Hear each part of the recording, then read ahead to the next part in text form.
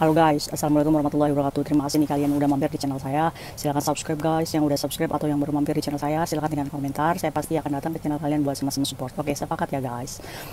Hari ini saya mau membahas tentang kasus Ferdy Sambo part kedua. Yang sebelumnya saya sudah bahas tentang skenario yang gagal ya guys. Nah, sekarang saya mungkin akan membahas dari percakapan yang menarik dari pertemuan antara Kapolri dan anggota Komisi 3 guys. Ternyata di sini saya mengetahui motif yang beredar dan diakui oleh Kapolri ini menjadi sebagian besar adalah benar. Apa sih guys? Jadi guys, pada tanggal 3 Juli keluarga Ibu PC ini yang terdiri dari Ibu PC, Brigadir Joshua, Bribka RR, Kuat Ma'ruf, dan Eliezer ini menuju ke Magelang guys. Adapun maksud tujuannya Ibu PC pergi ke Magelang untuk menjenguk anaknya yang sekolah di sana. Nah, kebetulan di sana juga ada rumah yang berlantai 2, ya nggak terlalu besar sih. Nah, singkat cerita, dari salah satu perwakilan dari Komisi 3 ini menanyakan ke Kapolri, Pak, apakah benar motif yang beredar di luar ini seperti ini? Tolong jawab. Nah, ternyata guys, motifnya itu seperti ini. Ternyata pada tanggal 4 Juli, Ibu PC ini posisinya sedang tidur di sofa ruang tamu guys. Setelah menonton TV, ketiduran tuh guys. Nah, Brigadir Joshua ini akan berniat membopong Ibu PC ke kamar. Nah, baru sempat begini aja nih, datanglah Kuat Ma'ruf. Kuat Ma'ruf ini langsung seketika mengagetkan Joshua yang mau melakukan adegan membopong Ibu PC ini guys. Hey, kamu jangan kurang ajar ya. Akhirnya Joshua mengurungkan niatnya guys. Jadi tanggal 4 Juli itu saat dia mau membopong Ibu PC itu tidak terjadi karena ketahuan Kuat Ma'ruf. Nah, udah tuh Ferdy Sambo datang tuh pada tanggal 6-nya akan merayakan ulang tahun pernikahannya mereka. Nah, akhirnya Ferdy Sambo sudah tuh merayakan sama Ibu PC. Namun karena ada kepentingan kedinasan, jadi Ferdy Sambo ini pulang lebih dulu dari mereka ke Jakarta. Pada tanggal 7-nya guys, ternyata Joshua ini dipergokin lagi nih sama Kuat Ma'ruf. Dia lagi mengendap-endap keluar dari kamar Ibu PC. Ditegur lagi sama Kuat Ma'ruf. Kamu habis ngapain kamu? Seperti itu guys. Nah, Joshua langsung kebirit-birit tuh kabur dari kamar Ibu PC. Nah, dia nih Kuat Ma'ruf nih karena khawatir dengan Ibu PC, akhirnya dia masuk tuh ke kamarnya Ibu PC. Bu, ada apa? Nah, di situ Kuat Ma'ruf mendapati Ibu PC yang sedang menangis guys. Akhirnya Ibu PC ini menceritakan kepada Kuat Ma'ruf apa yang dilakukan oleh Joshua. Nah, Kuat Ma'ruf pun mendengar cerita tentang perlakuan Joshua kepada Ibu PC. Nah, dari situ Kuat Ma'ruf menyarankan untuk Ibu PC untuk melaporkan masalah ini ke Ferdy Sambo guys, yang sekarang berada di posisinya di Jakarta guys. Mungkin dalam lamunannya Ibu PC ini berpikir, apa saya ini telepon aja ya, karena benar-benar bingung dan dilema Ibu PC ini guys. Nah, pada jam 11 malam menuju ke tanggal 8 mau pulang ke Jakarta, Ibu PC ini ternyata telepon Ferdy Sambo guys. Dia menceritakan sambil menangis ke Ferdy Sambo. Nah, terus Ibu PC bilang, nanti saya jelaskan lebih lanjut ke Bapak saat saya sudah datang ke Jakarta. Nah, oke guys. Nah, dari situ tuh guys. Akhirnya, oh ya, tarik mundur lagi. Setelah Kuat Ma'ruf ini bercerita dengan Ibu PC, nah, Ibu PC ini langsung nelpon Bribka RR dan Eliezer yang pada waktu itu memang mereka tidak ada di rumah guys, sedang memberikan nasi makanan siang kepada anaknya Ibu PC di SMA Taruna. Pulang, ibu lagi ada masalah nih. Nah, Bribka RR dan Kuat Ma'ruf ini berdiskusi tentang apa yang dilakukan Joshua pada waktu itu. Nah, Eliezer ini nggak tahu apa-apa guys. Ya dia, udah kamu nggak usah tahu, seperti itu bahasanya kira-kira. Singkat cerita, kita bahas dulu ya guys. Apakah motif ini bisa dipercaya? Sedangkan Kapolri pada waktu itu menjawab pertanyaan dari anggota Komisi 3 ini dengan pernyataan, ya, apa yang dinyatakan Bapak sebagian besar adalah benar.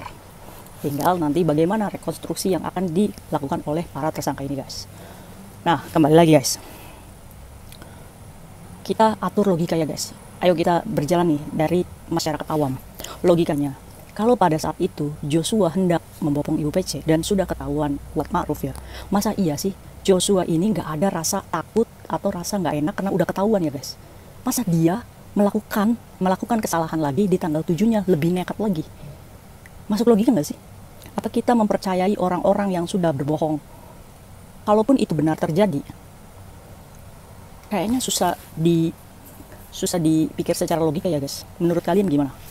Kalian percaya versi siapa? Karena mereka ini ya dengan versinya masing-masing dalam bentuk membela diri mereka guys, agar tidak terjerat sanksi 340, yaitu pembunuhan berencana yang hukuman terberatnya adalah hukuman mati.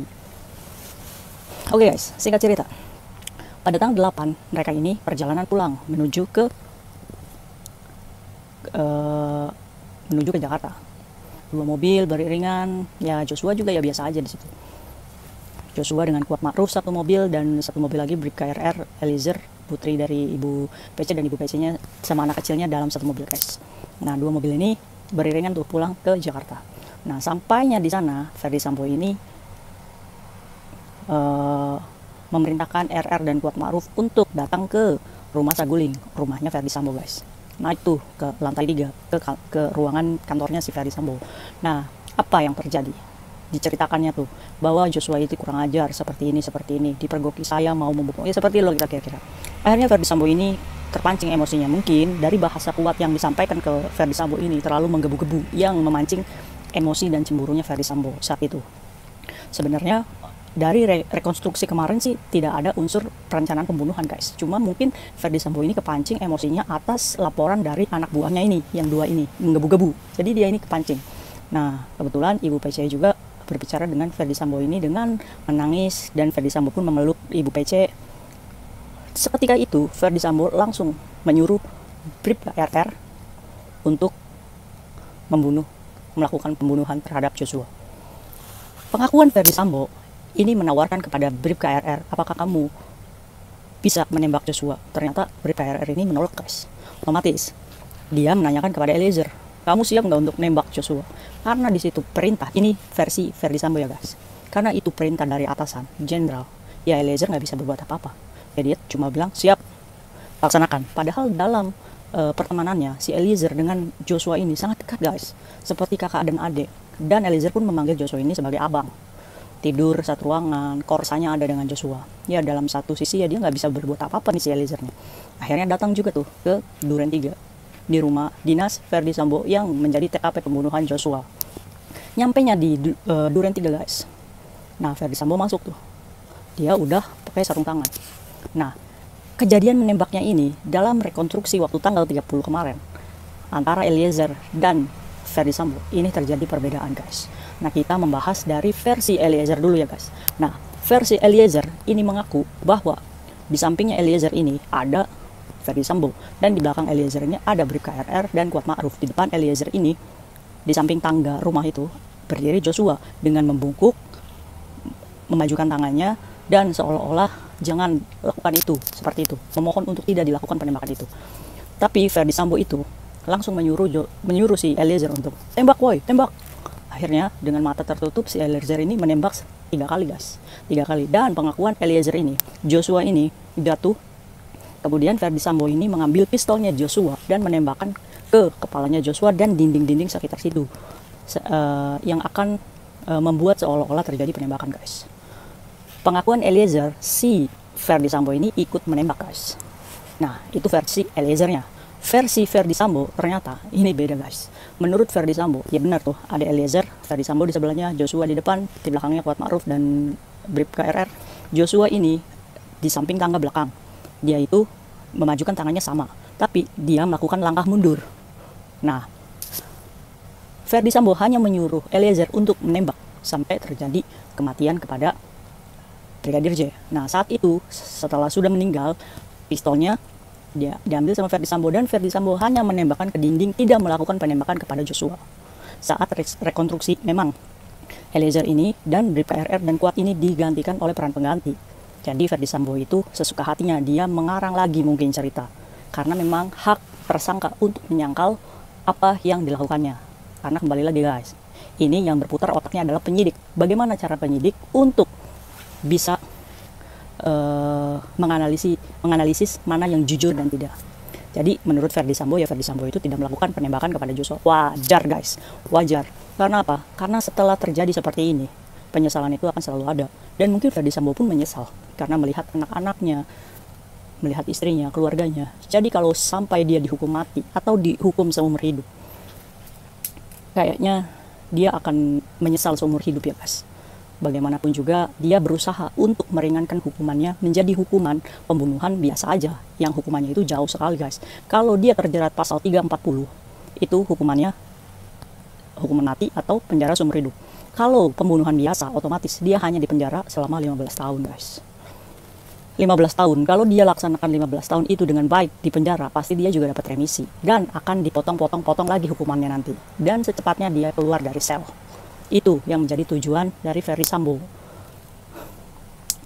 Dia bersikeras bahwa harga dirinya terluka oleh Joshua. Ya kita mau menanyakan dari segi mana ya guys. Kita masyarakat Indonesia harus menyetujui dengan motif pelecehan seksual karena dilihat dari Ibu PC yang diuji oleh Komnas Perempuan, dia itu selalu mengatakan malu karena dia istri seorang jenderal dilecehkan oleh seorang ajudannya. Satu, dia juga menyesal sudah melaporkan ini kepada suaminya sehingga membuat suaminya itu fatal. Yang ketiga, dia pengen bunuh diri, dia pengen mati saja, tidak kuat menghadapi semua ini. Depresi, sebagian besar dan Komnas Perempuan merekomendasikan bahwa memang terjadi pelecehan seksual terhadap Ibu PC. Apa kalian setuju? Bisa aja ya guys ya, dia depresi ya karena suaminya itu menjadi tersangka dari Jenderal 2, melakukan pembunuhan, meninggalkan anak-anaknya, hancur karirnya. Dari situ kan kita bisa depresi juga, iya kan? Bagaimana mungkin seorang yang pada waktu itu melakukan sebagai korban pelecehan seksual, dia bisa ikut merekayasa untuk melaporkan kasus yang tidak benar-benar terjadi di Duren 3 ke kepolisian. Dia bisa melakukan BAP kepada polisi, mengarang cerita dengan suasana, tempat kejadian, waktu kejadian yang tidak ada di Duren 3. Dia bisa melakukan BAP itu kepada polisi. Setelah itu terbongkar dan tidak terjadi tindak pidananya dan nama Joshua bersih, dia geret lagi mundur kasus pelecehan itu di Magelang. Apakah kita bisa mempercayai semudah itu, Bu? Kalau misalkan memang ada motif lain, ya sudahlah Bu, ayolah kita jujur aja. Masyarakat Indonesia itu pemaaf pada umumnya. Apalagi sekarang Ibu PC terlihat diistimewakan karena tidak ditahan alasan kemanusiaan guys. Padahal seringkali dikaitkan dengan dulu almarhum Vanessa Angel yang dipenjara baru melahirkan Gala. Dia juga harus meninggalkan Gala yang baru dilahirkan. Tidak ada unsur kemanusiaannya. Bingung ya guys, kalau kita membahas kasus yang sudah dimanipulasi oleh pejabat-pejabat yang seharusnya membela keamanan Indonesia gitu, kok bisa sampai berpikir untuk merekayasa kasus. Jadi kita timbul kecurigaan dan rasa tidak percaya lagi. Kita mesti percaya dengan siapa? Gitu guys.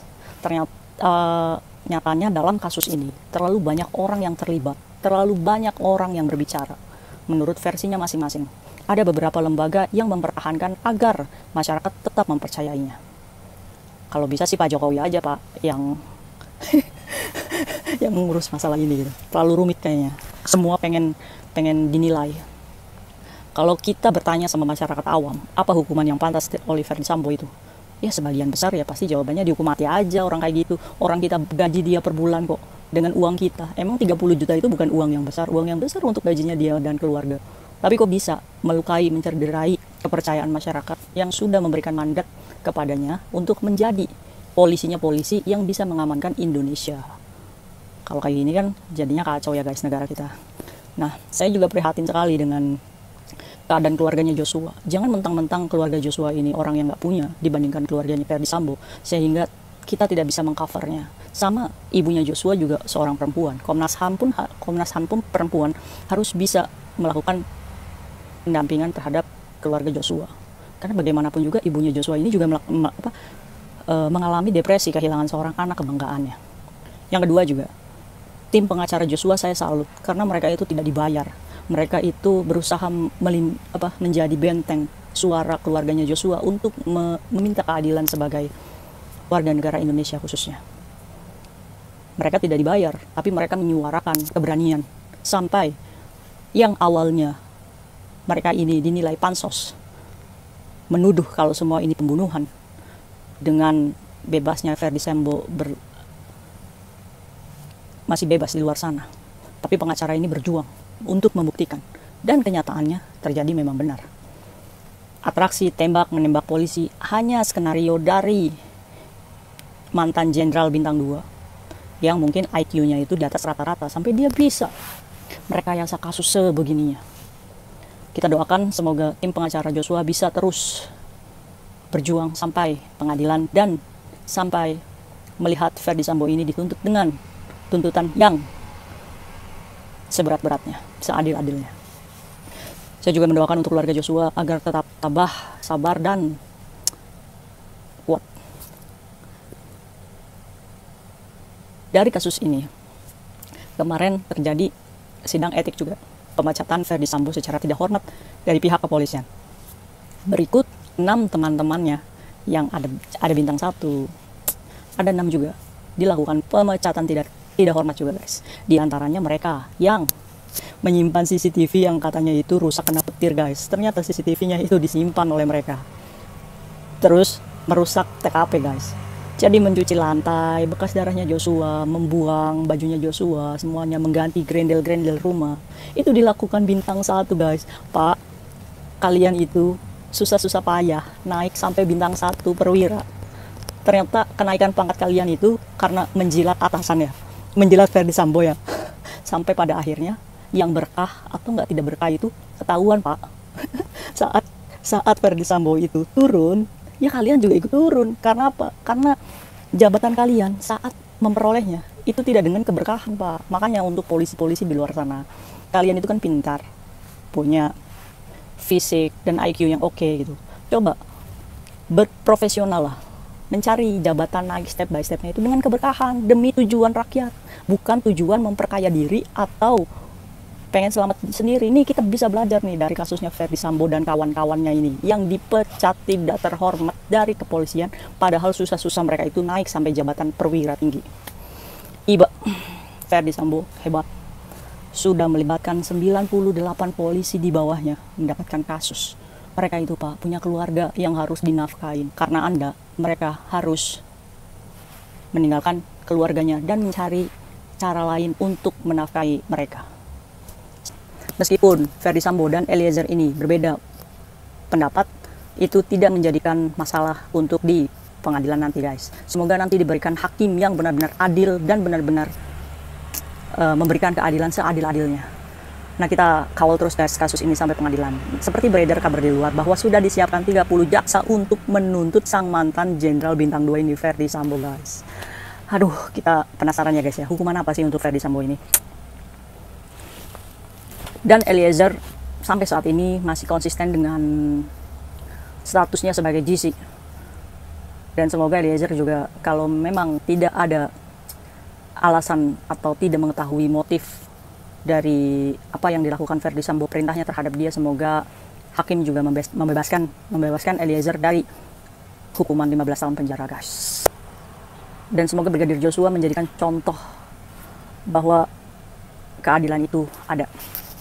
See you next video guys, bye bye.